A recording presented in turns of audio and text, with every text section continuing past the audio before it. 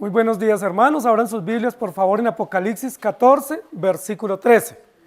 En esta mañana, como ha sido habitual en los últimos meses y años, estamos estudiando en detalle el libro de Apocalipsis y viendo paso a paso cada una de las verdades que se nos revelan, se nos registran en este libro tan maravilloso para nosotros los creyentes.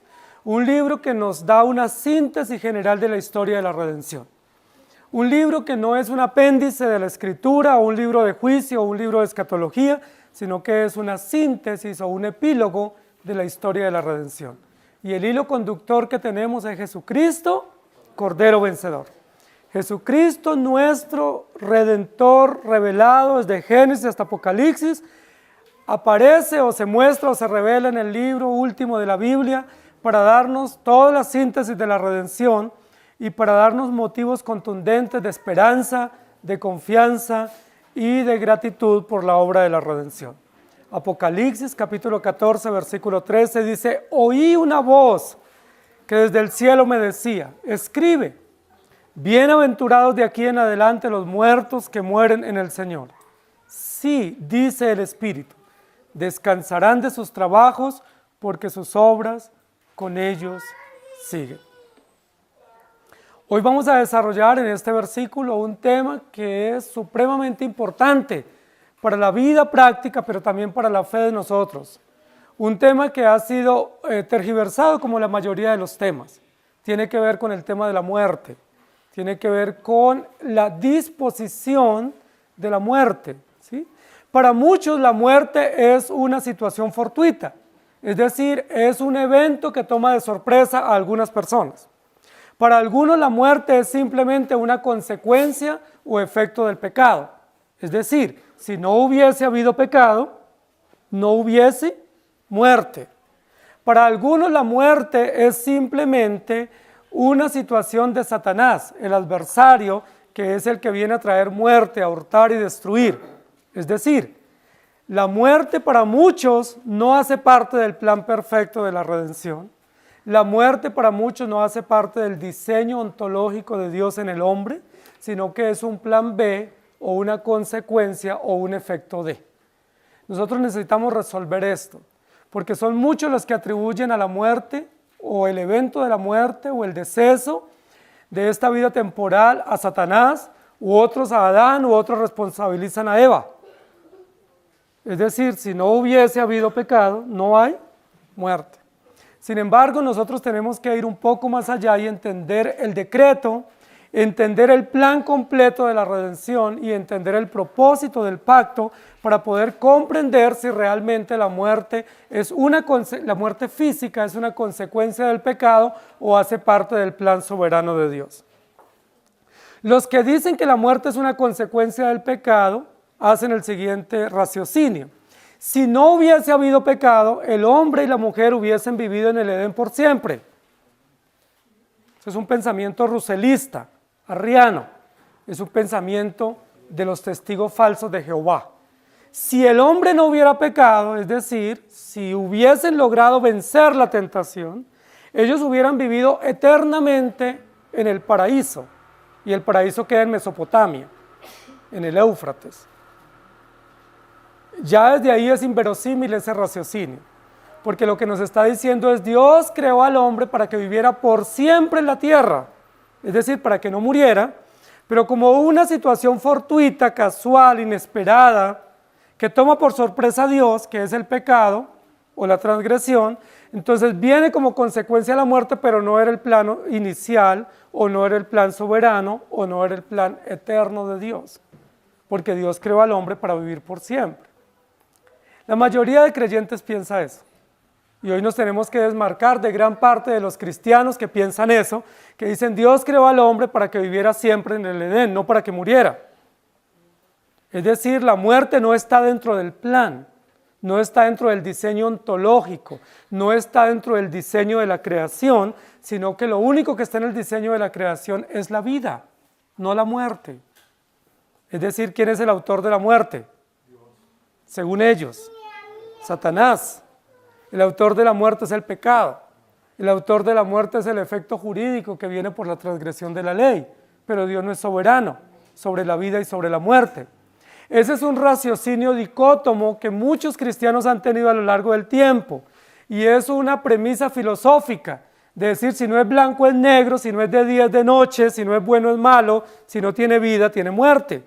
La dicotomía, que es un pensamiento griego, ha hecho gran daño a la fe y a la teología bíblica, porque ellos dicen, como Dios es el Dios de la vida, entonces la muerte, Dios no tiene control o no es soberano. ¿Quién la ejecuta? ¿Quién la dirige y quién la gobierna? Satanás, por descarte, por silogismo, por conclusión, por efecto. Ellos dicen, si Dios es el Dios del día, entonces ¿quién es el Dios de la noche? Satanás. Pero la Biblia no dice eso. La Biblia dice que Dios es Señor del día y de la noche, que Dios es el Dios de la vida y el Dios de la muerte, y que Él tiene las llaves de la vida y de la muerte y del Hades y de todo, porque Él gobierna sobre todo. Entonces nosotros tenemos que ser claros en este entendimiento y vamos a decir lo siguiente: Dios determinó la muerte física. En el mismo acto de la creación, cuando Dios crea al hombre a su imagen y semejanza, le puso término a la vida del hombre. Eso lo podemos saber por varios lugares de la Escritura y lo podemos saber también por la misma forma del diseño.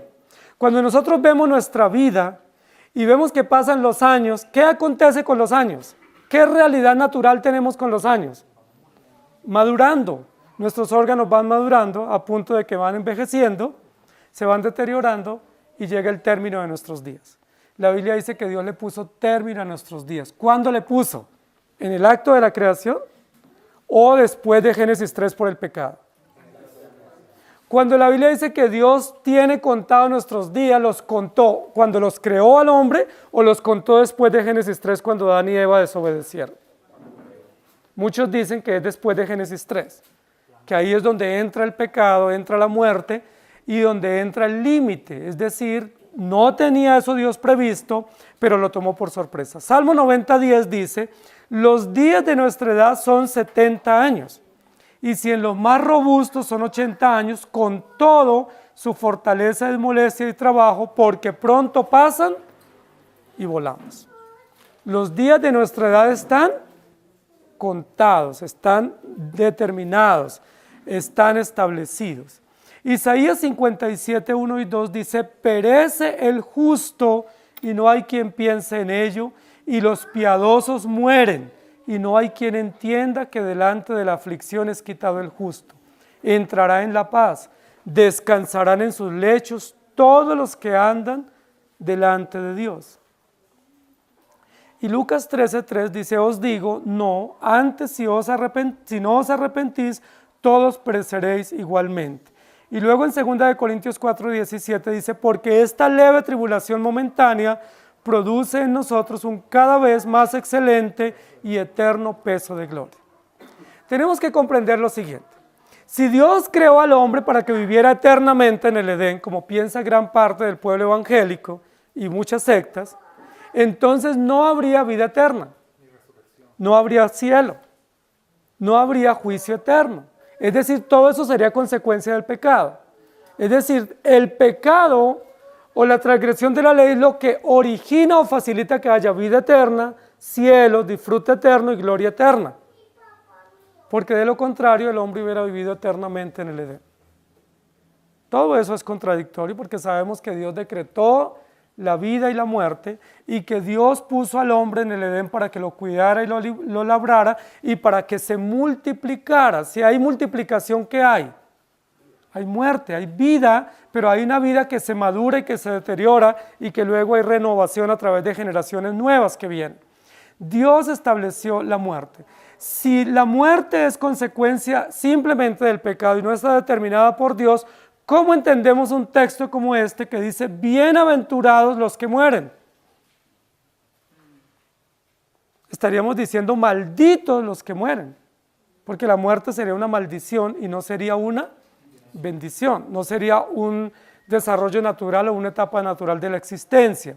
Si decimos que la muerte es consecuencia simplemente del pecado, entonces ¿por qué el Cordero estaba previsto que muriera desde antes de la fundación del mundo? ¿Por qué Jesucristo se enfrentó a la muerte? Entonces alguien diría, no, pues para librarnos de la maldición de la muerte, pero es que Él es soberano. Él dijo, yo pongo mi vida para volverla a tomar. No dijo, me entrego a los designios de la muerte y a los efectos del pecado. Jesucristo no tendría que haber sufrido la muerte si decimos que la muerte es consecuencia eminentemente ligada o asegurada al pecado. Sin embargo, estaba determinado desde la eternidad que Jesucristo muriese y que todos los hombres mueran.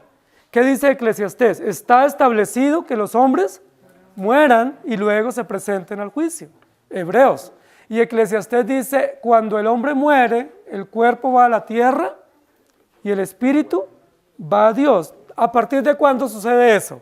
¿A partir de Génesis 3 o desde el momento de la creación? Desde el momento de la creación, porque Dios le puso límite a la tierra, le puso ley a los astros, le puso ley a la vida, puso límites a toda su creación y entre ellas al hombre. Es contradictorio decir que Dios le puso límites a toda la creación, pero el hombre lo creó para vivir eternamente. No tiene sentido porque el hombre es un ser creado también para un propósito.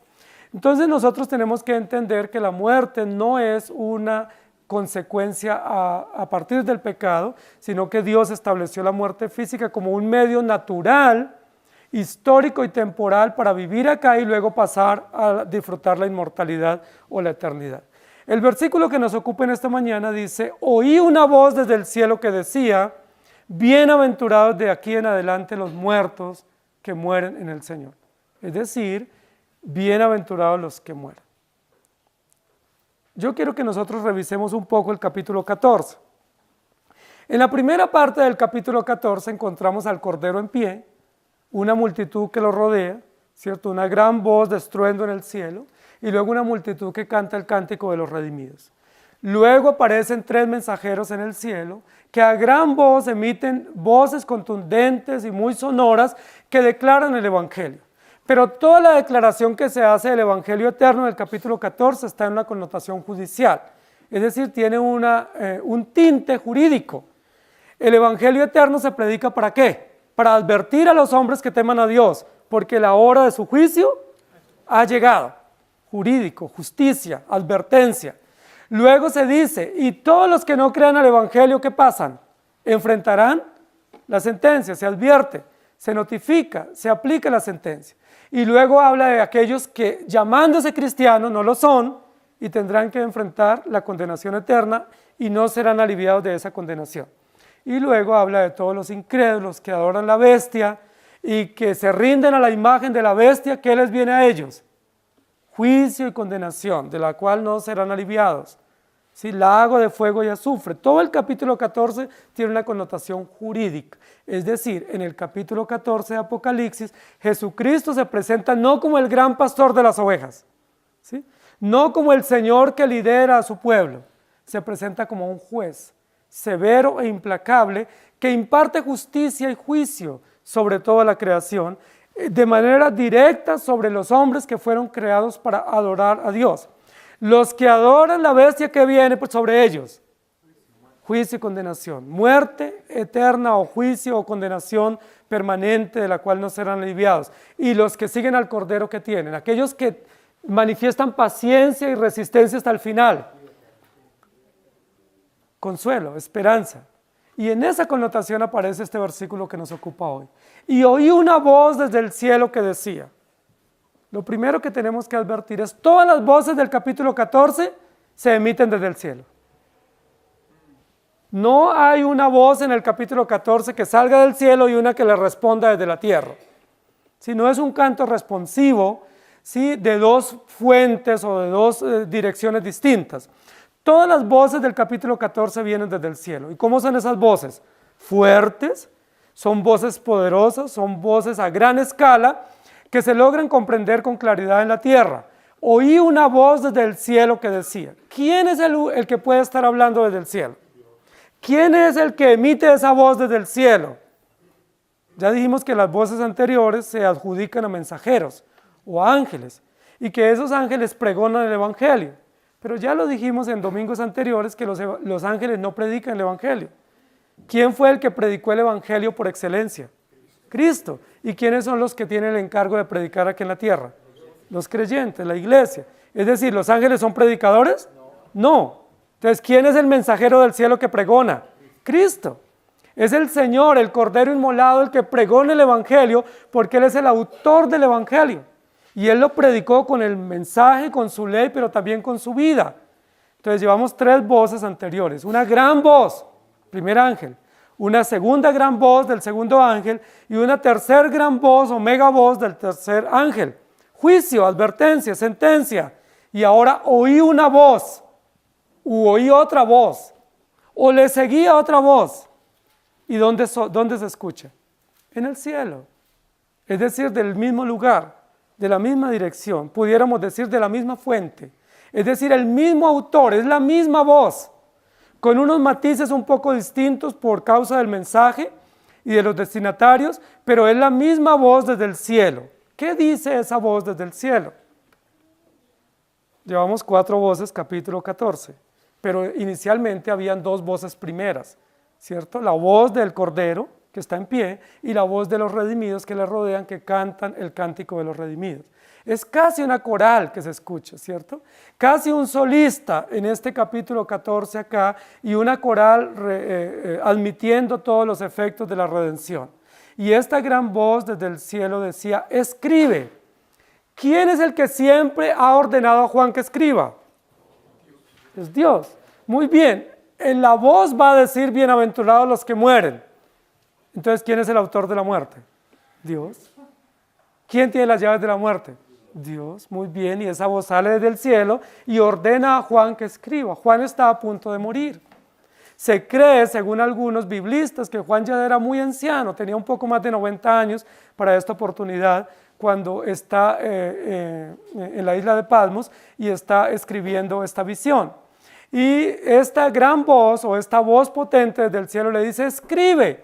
En el capítulo 1 le dijo, escribe. Luego en el capítulo 3 y 4, ¿qué le dijo el ángel? Escribe. Y luego le sigue diciendo a lo largo del capítulo, escribe. Es muy probable, queridos hermanos, que esta mención que se reitera varias veces tenga que ver con varias razones. Primero, Juan está presenciando una visión y está absorto ante la visión. Y es como cuando uno está viendo una película que le llama mucho la atención, ¿cierto? Y uno está tan concentrado en la película que uno se le olvida lo que tiene que hacer frente a la película. Juan está absorto, está sorprendido, está maravillado viendo semejante película tan extraordinaria, ¿sí? Tan bien organizada, todo en su lugar, con potente voz, con toda la luz, con toda la claridad, y él está absorto ante esa película y posiblemente se le está olvidando que él tiene un deber, y ese deber es escribir. Entonces, ¿qué tiene que recordarle el Señor a Juan? Escribe.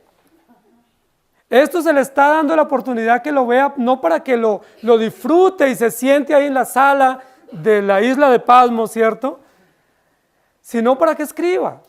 Hay una finalidad de que se le transmita o se le revele esta visión. Y la única finalidad es que escriba. Y luego que escriba, envíe para que otros lleguen. Si Juan no hubiera escrito, nosotros no tuviéramos ese escrito hoy. No tuviéramos esa visión tan maravillosa. El ángel tiene que recordarle, o el Señor debe recordarle a Juan, que esa visión debe ser escrita. No solo debe escribir los sufrimientos, no solo debe escribir las esperanzas, debe escribir también las sentencias que pesan sobre los incrédulos. Normalmente cuando nosotros tenemos diarios, los que les gusta llevar diarios, o los que les gusta escribir memorias, normalmente uno escribe las aflicciones y escribe las expectativas. Y Juan estaba escribiendo eso con juicio, pero aquí se le estaba un poco olvidando posiblemente escribir estas sentencias, y hay que escribirlas también. Es necesario que se registre en este documento final de la Escritura el juicio que viene y la sentencia y la esperanza que hay sobre los creyentes, o a favor de los creyentes. Oí una voz desde el cielo que me decía, escribe. Casi que Juan es estremecido con esa voz, ¿sí? Y sale de su silencio y de su complejidad en esta visión para tomar nuevamente la pluma y retomarles el escrito. Escribe, abro comillas. ¿Qué debe escribir Juan en esa parte donde continúa el libro? Bienaventurados de aquí en adelante los muertos que mueren en el Señor. Bienaventurados. Y la primera parte de lo que tiene que Juan retomar en su escrito es supremamente importante. Bienaventurados. ¿Sí? ¿Quién es el autor de las bienaventuranzas? Es Dios. Dios nos revela muchas bienaventuranzas, no solamente en todo el Evangelio, sino en el libro de Apocalipsis. Apocalipsis presenta 7 bienaventuranzas. Y una de esas bienaventuranzas es bienaventurados los que mueren. El libro de Mateo también nos presenta bienaventuranzas. Y presenta muchas bienaventuranzas. Bienaventurados los que lloran, bienaventurados los que tienen hambre y sed, bienaventurados los que padecen, bienaventurados los que son perseguidos. Bienaventurados. Bienaventurados es una palabra supremamente maravillosa, exclusiva del Evangelio, que muestra la plenitud, la dicha, la abundancia, la generosidad de Dios para su pueblo. Es decir, la bienaventuranza solo puede venir de Dios para los creyentes. No hay bienaventuranza terrenal. Es decir, no hay plenitud, no hay abundancia, no hay algo absoluto y completo de dicha, de alegría, de gozo, de esperanza, sino solamente lo que viene del cielo. Por eso esa voz que se oyó venía del cielo. Oí una voz desde el cielo que decía, bienaventurados. Y casi que nosotros diríamos amén. Bienaventurados, felices, dichosos, plenos, ¿sí? Abundados, generosos, llenos, sobreabundados en todo. ¡Qué bueno! La palabra es maravillosa. Lo que no diríamos amén es lo que dice de ahí en adelante. Porque la bienaventuranza dice, bienaventurados de aquí en adelante los muertos. Los muertos, bienaventurados, felices, dichosos, plenos, completos, afortunados, los muertos. Y ahora algo interesante, los muertos que mueren. ¿Sí? Alguien me contradijo una prédica reciente donde yo dije que los mataban vivos y me dijeron que me había equivocado. Pero la Biblia dice, bienaventurados los muertos que mueren en el Señor.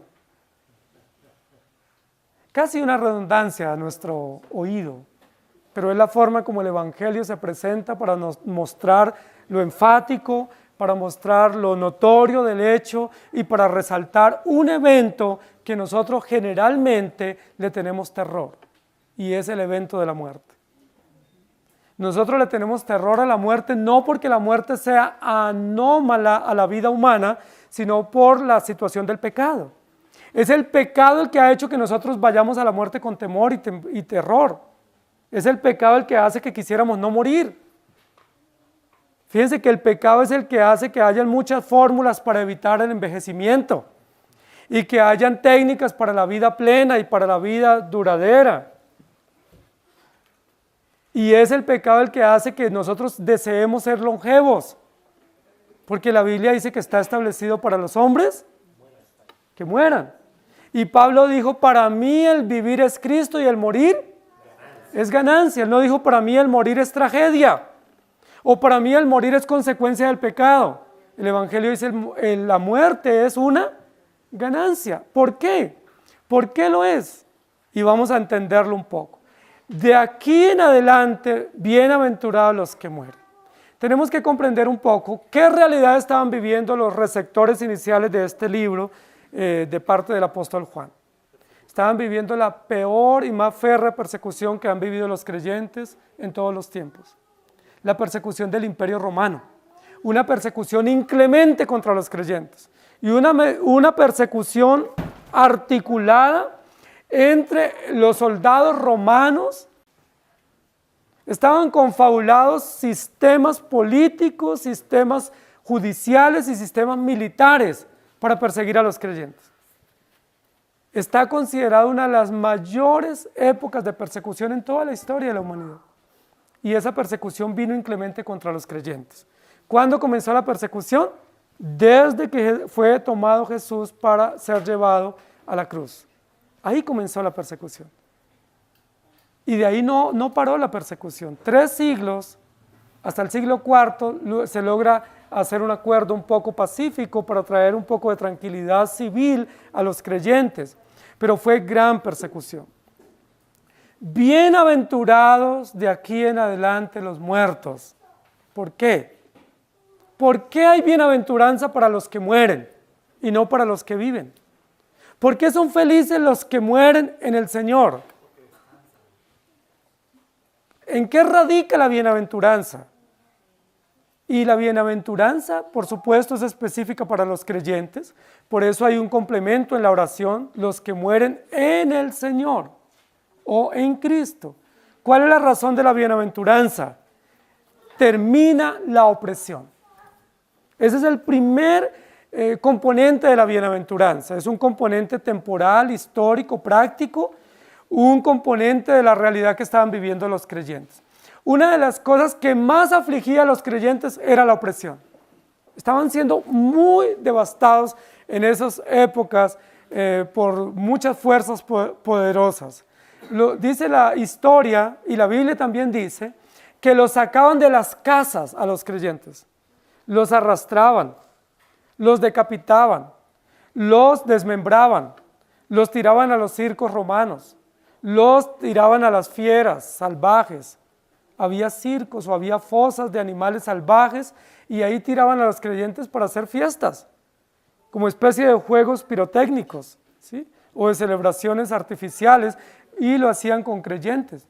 Dice la historia que engalanaban grandes fiestas y para poder iluminar esos festejos nocturnos lo hacían con antorchas humanas. Es decir, le prendían fuego a creyentes y los dejaban que se quemaran y ellos bailaban y se emborrachaban alrededor. ¿Cómo les parece?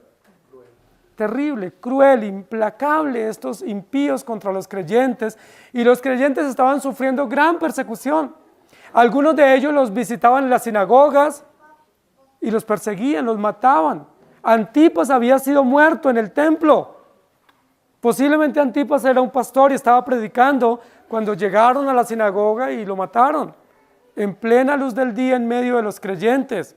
Y así sucesivamente habían matado no solo uno, ni dos, ni tres.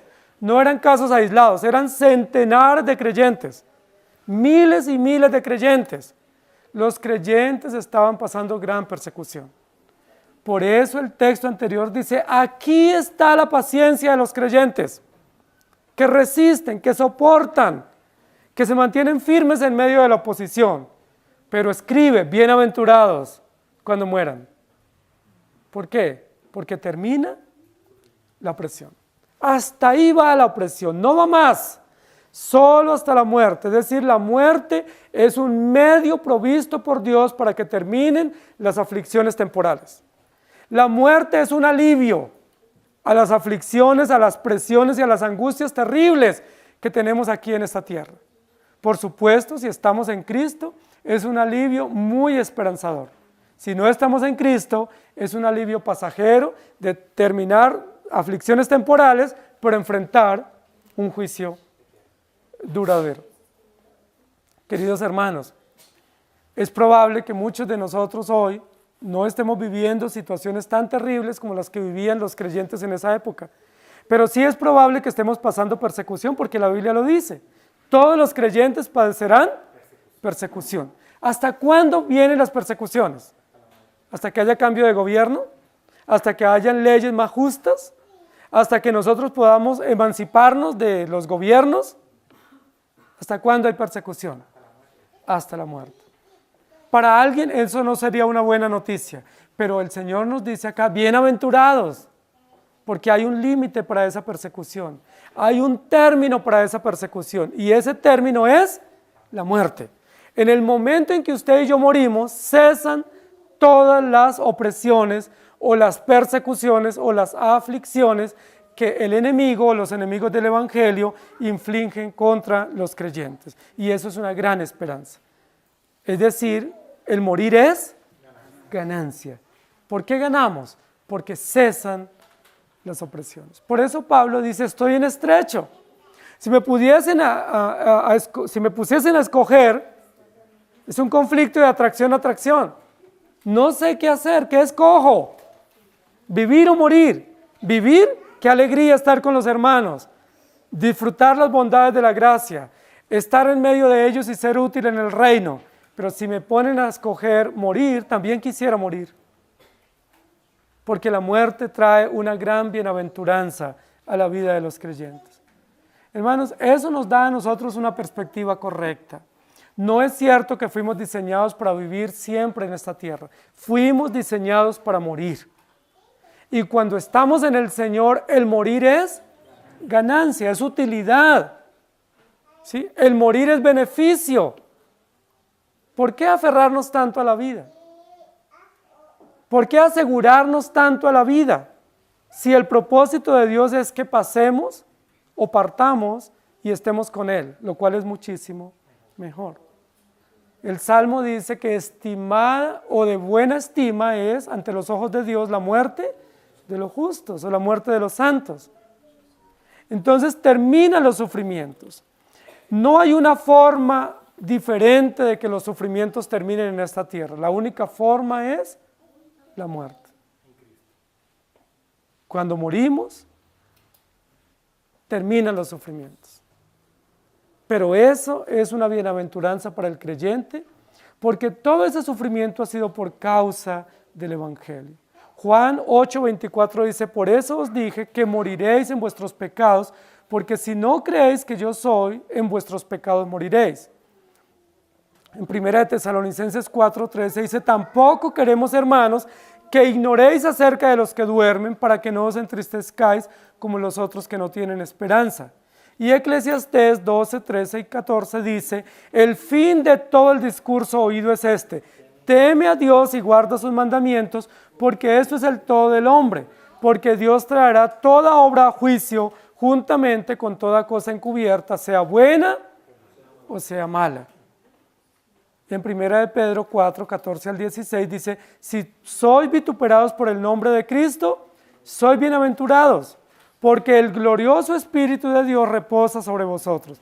Ciertamente de parte de ellos Él es blasfemado, pero por vosotros es glorificado. Así que ninguno de vosotros padezca como homicida o ladrón o malhechor o por entremeterse en lo ajeno. Pero si alguno padece como cristiano, no se avergüence, sino glorifique a Dios por ello.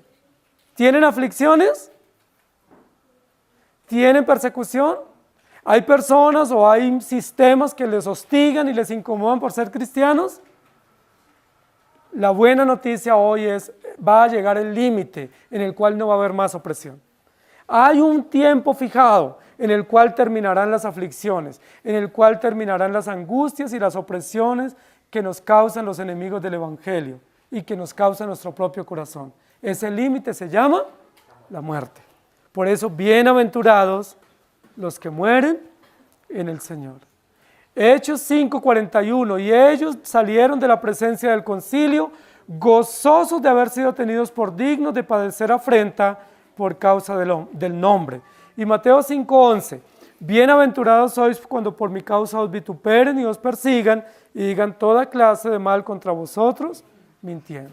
Y el texto que hice mención hace un rato, Hebreos 9:27, y de la manera que está establecido para los hombres que mueran una sola vez, y después de esto, el juicio.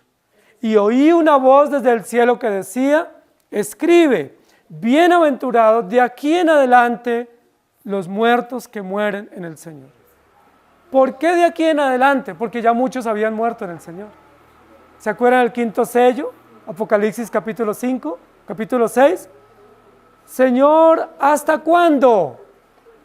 ¿Quiénes son los que reclaman eso?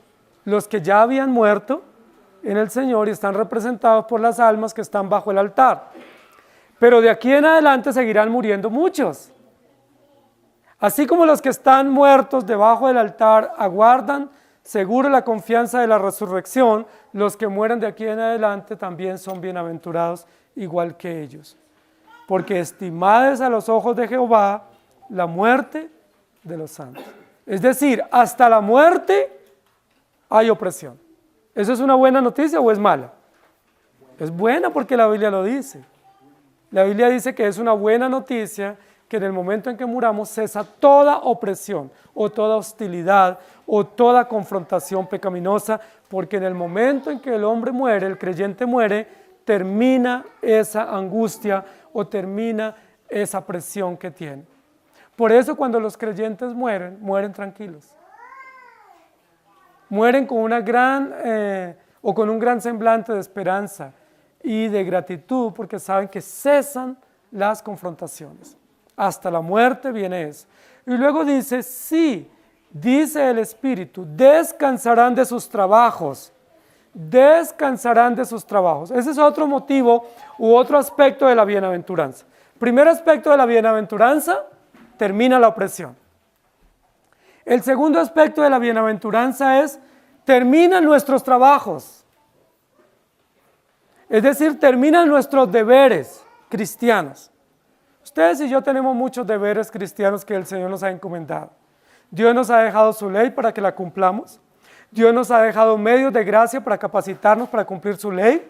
Dios nos ha hecho encargos ministeriales que debemos cumplir. Nos ha delegado un hogar, una familia, unos hijos, nos ha delegado una iglesia, nos ha delegado muchos deberes y tenemos que responder por ellos. No tenemos que dejarlos a un lado, tenemos que responder por esos deberes, esos encargos, esas misiones. ¿Hasta cuándo tenemos que trabajar y cumplir esos encargos? Hasta la muerte. Hasta la muerte tendremos que ocuparnos con temor y temblor de nuestra salvación. Hasta la muerte. Por eso no creemos en los niveles espirituales. Por eso no creemos en una escalera del éxito. No creemos en que hay algunos creyentes que van llegando a una plenitud de iluminados que ya no necesitan nada, que son non plus ultra, por encima del bien y del mal. No creemos eso. Creemos que mientras estemos acá en la tierra habrá trabajos. Pasaremos trabajos. Tenemos encargos y tendremos que ocuparnos con temor y temblor de nuestra salvación.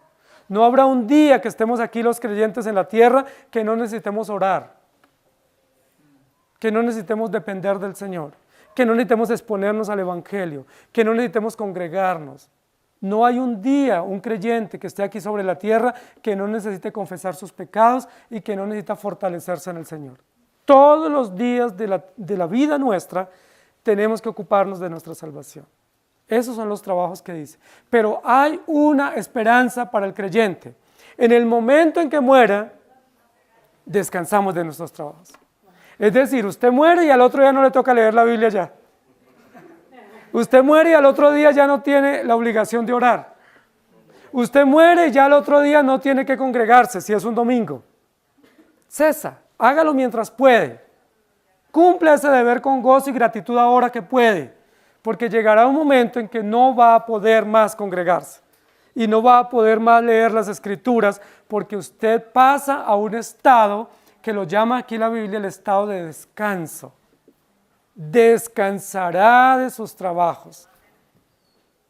A veces nos sentimos tan agobiados con los deberes y tan devastados porque son tantos los deberes que tenemos, que a veces no tenemos ni el tiempo, ni las energías, ni la disposición para cumplirlos. Pero ¿saben? Necesitamos pedirle al Señor que nos dé fuerza y que nos esfuerce para cumplirlos, porque sabemos que esos deberes son temporales. Llegará un día en que ya no tenemos que cumplirlos. Descansaremos. Mientras tanto, no podemos descansar. Normalmente la sociedad humanista, hedonista, nos habla de descanso todo el tiempo, ¿sí? Todas las semanas hay que descansar, que todos los meses hay que descansar. ¿Y qué nos dice el Evangelio? ¿Cuándo descansamos? Cuando muramos. ¿Cuándo descansaremos de nuestros encargos cristianos? El día que muramos. Pero eso es una esperanza, eso es una bienaventuranza. Está cerca el tiempo en que vamos a descansar. Muy pronto, ya en breve descansaremos. En muy breve descansaremos. Ahora, ¿por qué nos reunimos a adorar al Señor públicamente en el día de reposo? Porque ese es un testimonio de que pronto descansaremos totalmente. Hoy estamos testificando aquí en este lugar que no trabajaremos por siempre en nuestra salvación, que no obraremos por siempre en nuestra salvación, solo obraremos temporalmente porque pronto cesará ese trabajo, o esas obras, o esos encargos, o esas misiones, y descansaremos totalmente. Noten la confrontación de las verdades en la Escritura. Mientras en los textos anteriores dice, el impío no descansa, no hay reposo para él, la contraparte es, el creyente descansa. Para el impío no hay descanso, ni en esta vida, ni en la venidera. Para el creyente hay opresión y confrontación aquí en esta vida, pero hay una esperanza gloriosa. Y en el momento en que Él muere, descansa. ¿No es eso maravilloso? Eso ya nos da descanso. Solo esa promesa, esa bienaventuranza nos da esperanza. Bienaventurados de aquí en adelante los que mueren en el Señor, porque descansarán de sus trabajos. Pero ¿saben qué es lo importante que recordemos? Que por ahora no hay descanso. Por ahora hay que obrar. Ese fue uno de los grandes errores de los tesalonicenses, que gran parte de los creyentes en Tesalónica dijeron, como el Señor viene en breve, pues no hagamos nada más. Y algunos que entienden mal la doctrina dicen, pues si el Señor ya me salvó y me perdonó, y mi nombre está escrito en el libro de la vida, pues ya no hagamos más. Y recuerden que eso es pensamiento griego, pagano, ¿cierto? Comamos y bebamos, que no hay consecuencias. No hay efecto. El texto dice, no hay descanso ahora, pero el descanso viene. Prepárense porque sí hay descanso, pero el descanso llega a los creyentes en el mismo momento de la muerte. Descansaremos. Y por supuesto ustedes descansan del que muere. Pero aquí no está hablando de ese alivio que uno siente cuando alguien muere. Aquí está diciendo del alivio que el creyente tiene cuando muere en el Señor. Descansa.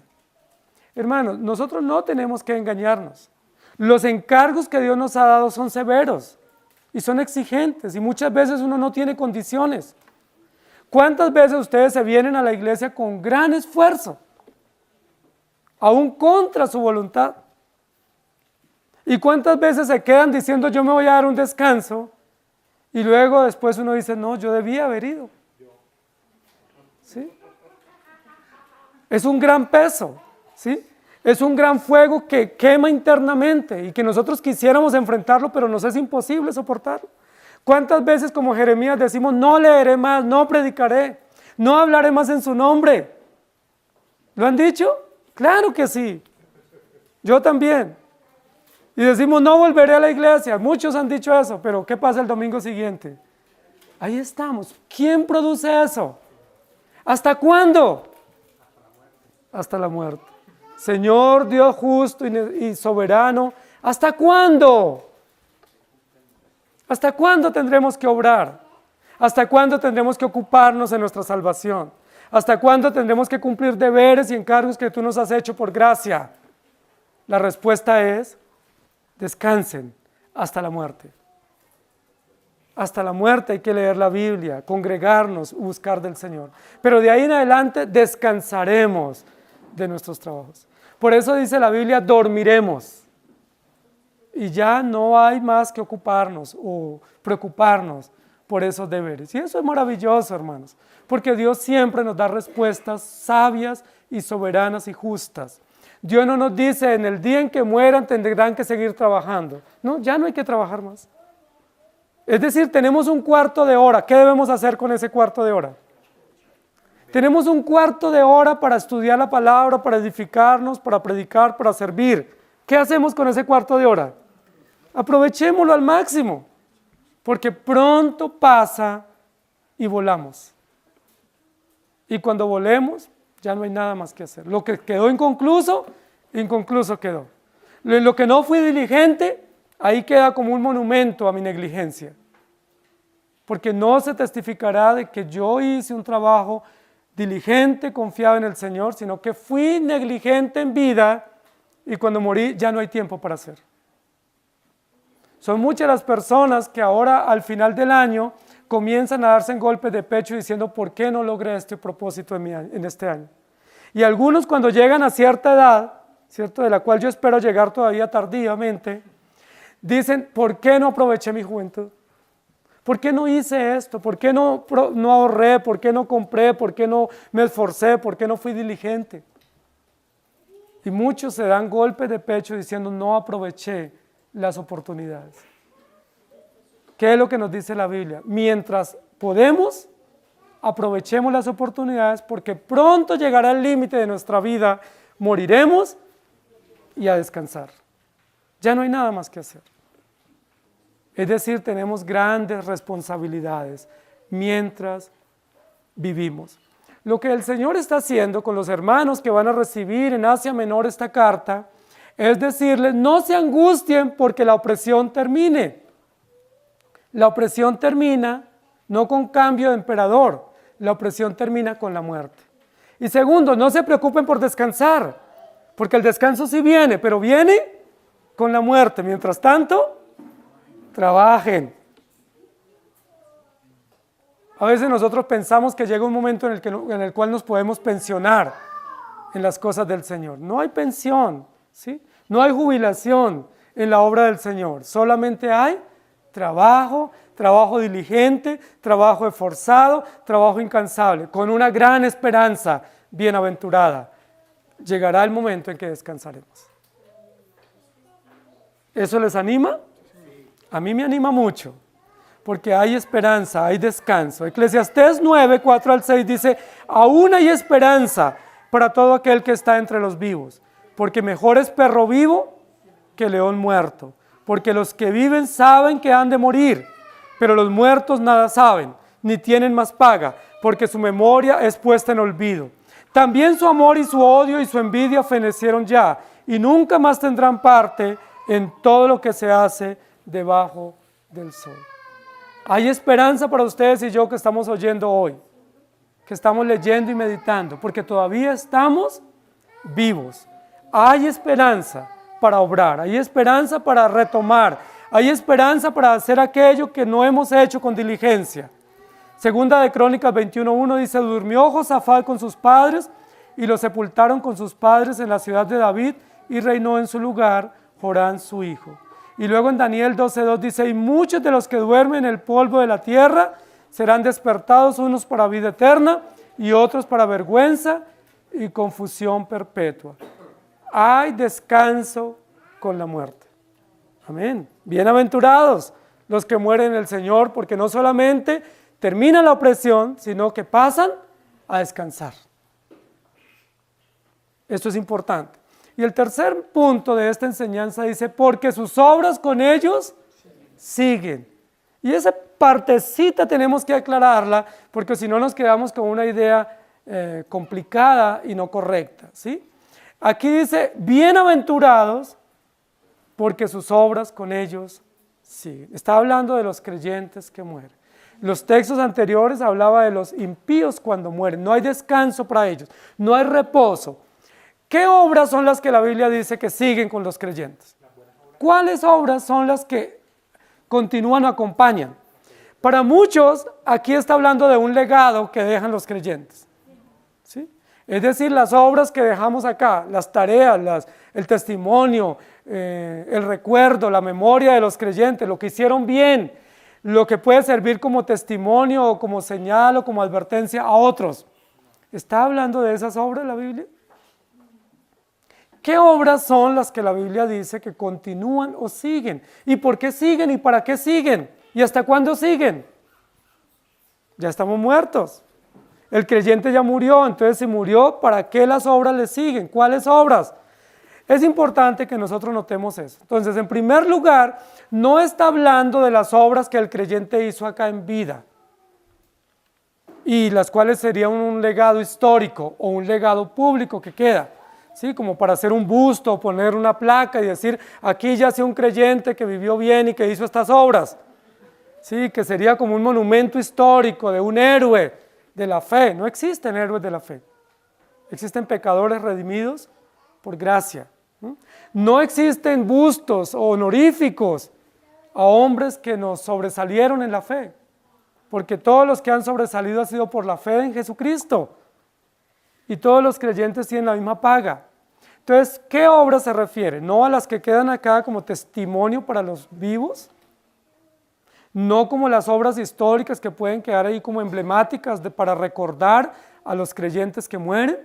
Entonces alguien diría, no, pues los reformadores, los apóstoles, los patriarcas dejaron un buen legado, entonces esas obras los siguen a ellos, ¿y nosotros qué dejamos? Estaríamos en desventaja, ¿cierto? Está refiriéndose aquí a obras que Dios preparó de antemano para que andemos en ellas. Pero esas obras ya continuamos el trabajo en ellas. Esas obras Dios las preparó de antemano. ¿Cuáles son? Los medios de gracia. La lectura, la meditación, la oración, congregarnos, servir, predicar, vivir el evangelio, poner en práctica. Esas son las obras que Dios preparó de antemano. Esas obras ya terminaron.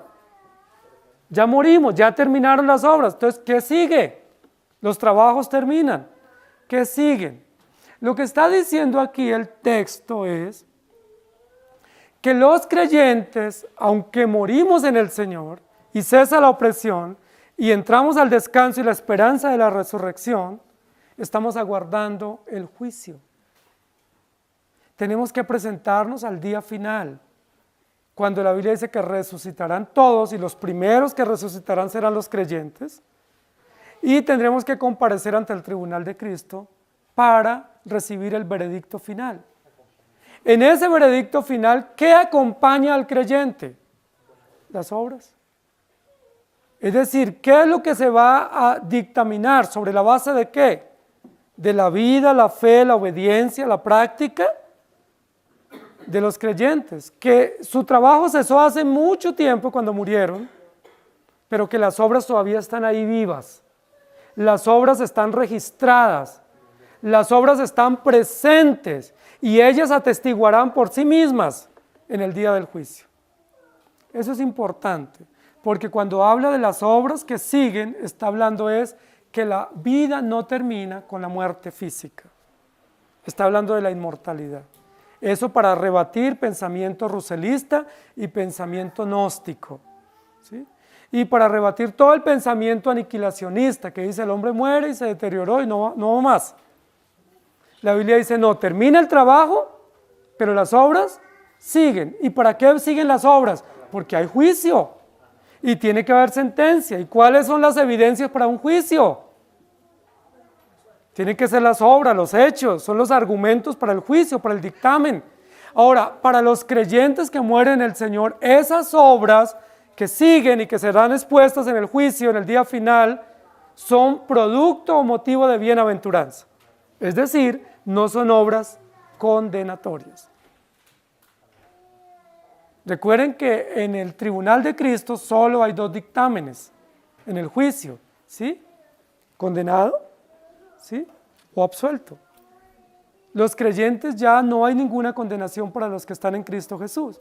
Entonces esas obras siguen a los creyentes, pero siguen para ser expuestas en el día del juicio y sirven como base del veredicto y de la sentencia final de absolución. ¿Sí? Ya tenemos la certeza de la vida eterna, aquí en vida. No vayan a pensar que necesitamos después de la muerte saber si somos salvos o no. La certeza está en vida. Por eso hay bienaventuranza para los que mueren. Porque en el momento en que usted muere, usted entra al gozo del Señor. Hermanos queridos, las obras siguen. Es decir, sí seremos medidos por obras, pero no por obras nuestras. No por las tareas que hagamos bien. No por las obras que nosotros creemos o desarrollemos, sino que seremos medidos por aquellas obras que Dios preparó de antemano para que anduviésemos en ellas, y para las cuales el mismo Espíritu que nos constriña y nos anhela celosamente nos ha hecho andar, ¿sí? Porque Él es el que produce el querer como el hacer por su buena voluntad. Hermanos queridos, todas las buenas obras que Dios preparó de antemano, en las cuales hemos podido andar y en las cuales nos hemos tenido que esforzar en gran manera para poderlas cumplir y ver la bondad de ellas, esas obras están ahí guardadas en el libro, están registradas y serán expuestas en el día del juicio. Esas obras siguen. ¿Hasta cuándo? Hasta el día del juicio. Pero el juicio para el creyente es motivo de gran bienaventuranza. Hay creyentes que dicen, no puede ser que enfrentemos el juicio, eso me da mucho temor. no debe darle temor al creyente regenerado. Si usted le da temor el día del juicio es porque todavía no está seguro de la salvación. Y si no está seguro de la salvación, probablemente no ha sido regenerado. Pero si usted tiene la certeza de que Cristo murió por usted y le perdonó los pecados, y que el Espíritu Santo testifica a su espíritu de que usted es hijo de Dios, pues no hay ninguna condenación. Y esas obras que están registradas allí serán expuestas, no serán para vergüenza suya. Esas obras están expuestas y reservadas para la gloria de Dios y como evidencia contundente de lo que Cristo obró en su pueblo para favorecer el veredicto de los salvos. Es decir, como un motivo de gloria no para el creyente que obró, sino para el Espíritu Santo que obró en el creyente. Cuando las obras sean expuestas en ese día del juicio, en el tribunal, supongamos una obra que diga, aquí entra un creyente que confió en la palabra de Dios. ¿Usted puede sacar pecho diciendo, ese soy yo? ¿Quién hizo que usted confiara en la palabra? No fue usted, ¿sí? Cuando se exponga esa obra, bueno, y se dedicó a la oración durante los años de vida cristiana, ¿usted puede decir, yo era un hombre de oración? Decir, no, era el Señor el que me hacía orar y me llevaba a tiempos de oración y producía ese deleite y ese gozo y aún enviaba pruebas, porque cuando hay pruebas uno madruga a orar, ¿sí? Y cuando hay pruebas uno se esfuerza más en los deberes cristianos porque son medios que Dios usa. Cuando el Señor diga, bueno, y se congregaba en la iglesia a rendirme culto, ¿qué tenemos que decir? Uy, sí, yo siempre lo hacía con diligencia. No, muchas veces no lo quería hacer. De hecho, ni entendí por qué debía hacerlo, ¿sí? Pero lo hacía porque el Señor ponía el querer como el hacer y me llevaba con diligencia y me esforzaba y aún contra mi voluntad me sostenía. Entonces esas obras son para gloria de Dios y para favorecer el veredicto final. Hermanos queridos, por eso el texto anterior dice, aquí está la paciencia de los santos, los que guardan los mandamientos de Dios. Aquí está la esencia, aquí está el misterio. ¿Cuál es el misterio? Que el Espíritu Santo obra en nosotros y lo va a hacer hasta la muerte. Hasta la muerte la opresión, hasta la muerte trabajando, ocupándonos de nuestra salvación, pero hasta la muerte también aguardando la justicia. Señor Dios justo y poderoso, ¿hasta cuándo? Hasta la muerte. ¿Cuándo usted y yo podremos recibir justicia plena? ¿Hasta cuándo? Hasta la muerte. Por ahora la justicia que recibimos es una justicia que nosotros no la logramos comprender y que no es como la esperamos. Muchas veces la justicia que recibimos es injusticia de los gobiernos, del Estado, de otros, a veces de la misma iglesia. Pero ¿cuándo vamos a disfrutar plenamente de la justicia? Cuando muramos y las obras sean expuestas delante de Dios. Segunda de Corintios 5:10 dice, porque es necesario, es decir, está establecido, está determinado, que todos nosotros comparezcamos ante el tribunal de Cristo. ¿Desde cuándo es necesario que comparezcamos? ¿A partir de Génesis 3 o hace parte del decreto? Muy bien, está decretado, es decretivo. Y para comparecer ante el tribunal de Cristo, antes, ¿por qué tenemos que pasar? Por la muerte, y después, ¿qué tenemos que afrontar? La resurrección, la glorificación, y luego comparecer ante el tribunal de Cristo para que cada uno reciba según lo que haya hecho mientras estaba en el cuerpo, sea bueno o sea malo. Son muchas las personas, incluidos creyentes, falsos creyentes o creyentes ignorantes, que dicen que no tiene sentido lo que nosotros hagamos acá y que no tiene ninguna incidencia para la eternidad. Pero la Biblia dice lo contrario. La Biblia dice que todo lo que hagamos acá, aún palabras ociosas que digamos, tendremos que dar cuentas. Es decir, sí hay incidencia por los hechos que hagamos o dejemos de hacer, o por la necedad con la cual obremos, o por la indiferencia con la cual actuemos. Sí hay incidencia. Apocalipsis 22:12 dice, he aquí yo vengo pronto y mi galardón conmigo para recompensar a cada uno según sea su obra. Corintios habla de obra, Apocalipsis habla de obra, Apocalipsis 22, Apocalipsis 14. Segunda de Corintios 5:1, porque sabemos que si nuestra morada terrestre, este tabernáculo se deshiciere, tenemos en Dios un edificio, una casa no hecha de manos, eterna en los cielos. Y Hebreos 12:24, a Jesús el mediador del nuevo pacto y a la sangre rociada que habla mejor que la de Abel. Segunda de Corintios 5, 6 y 7, así que vivimos confiados siempre, sabiendo que entre tanto que estamos en el cuerpo, estamos ausentes del Señor, porque por fe andamos, no por vista, pero confiamos, y más quisiéramos estar ausentes del cuerpo y presentes al Señor. Mire qué anhelo tan sublime del cristiano. Anhelamos estar ausentes del cuerpo y presentes con el Señor. Es decir, el creyente anhela morir, no simplemente por el hecho de dejar de vivir, sino porque él sabe que la muerte es el pasaporte al reino eterno, o a la gloria eterna, o a la certeza de encontrarnos con el Señor. Hermanos queridos, hay bienaventuranza para los creyentes. Para los impíos, condenación; para los creyentes, esperanza. Para los impíos no hay descanso, no hay alivio. Para los creyentes hay descanso. Para los impíos las obras que les continúan son una tortura y una angustia, porque el día del juicio enfrentarán el veredicto de que son condenados. No quedan absueltos. Para el creyente muere con tranquilidad y con gozo, no hay agonía, porque las obras que Cristo va a presentar en esa prueba contundente en el juicio le favorecen, porque fueron las obras que Dios preparó de antemano. Es decir, desde antes de la fundación del mundo, para que anduviésemos en ellas. Hermanos, usted y yo, si estamos en Cristo, somos bienaventurados. Bienaventurados mientras vivimos y bienaventurados cuando muramos. Por eso, cuando un creyente muere o está al borde de la muerte, no debemos estar angustiados. Nosotros con frecuencia nos equivocamos, porque cuando un hermano está enfermo, todos oramos por sanidad. Y debiéramos orar para que Dios haga su voluntad. Y si se lo lleva, qué bendición, se nos adelantó. Qué emoción, partió primero que nosotros. Qué alegría que Él pasó a la plenitud de la espera y del gozo y del descanso, del cual nosotros todavía tendremos que seguir trabajando.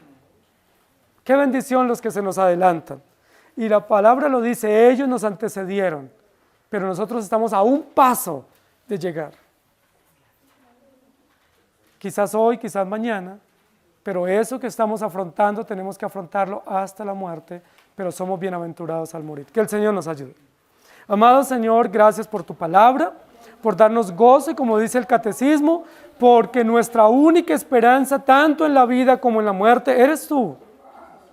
Nuestra vida está guardada, segura en ti. Tenemos fieles y seguras promesas que alientan y confortan nuestra vida. Y sea que vivamos o que muramos, somos tuyos. No importa los valores agregados como la persecución, la prueba, la enfermedad, las traiciones, aún las escaseces. Todas esas cosas son leves tribulaciones momentáneas que afirman el peso de gloria que el creyente tiene sobre sus lomos y que gobierna y domina sus entrañas. Te damos gracias porque para el creyente el vivir es Cristo y el morir es ganancia. Qué bendición saber que vamos a morir. Que no nos creaste para vivir eternamente, nos creaste para morir y para ir a estar contigo, lo cual es muchísimo mejor. Qué bendición que el pecado no trajo la muerte. El pecado lo que trajo fue rebeldía y enemistad del hombre contra ti. El pecado lo que trae es condenación eterna, pero no la muerte física, porque está establecido que todos muramos y nos presentemos a rendir cuentas de nuestros hechos. Gracias porque cuando muramos cesan las opresiones, cesan los trabajos y las obras que tú preparaste, tú mismo las presentarás, porque tú las tienes registradas en tu libro. Y tú mismo, sobre la base de esas obras que tú has aplicado a favor nuestro, nos darás el veredicto. Bienvenido, bendito de mi Padre, al gozo eterno. Entra a la dicha, entra a la bienaventuranza del Señor. Desde ya esperamos ese momento maravilloso, único, glorioso, pleno, donde tú nos llames a tu presencia. Posiblemente a través de la vejez, quizás a través de una muerte natural, quizás a través de una enfermedad, quizás algunos a través de un accidente, una situación inesperada, pero todos tendremos que enfrentar ese momento. Y lo que nos llena de gozo y de gratitud es tenerte a ti como el gobernante, como el Señor, como el Redentor de nuestra vida, aquel que nos da esperanza y nos da bienaventuranza. Bienaventurados los que viven en el Señor, bienaventurados los que mueren en el Señor. Ayúdanos, Señor, en Cristo Jesús. Amén. El Señor les bendiga, hermanos.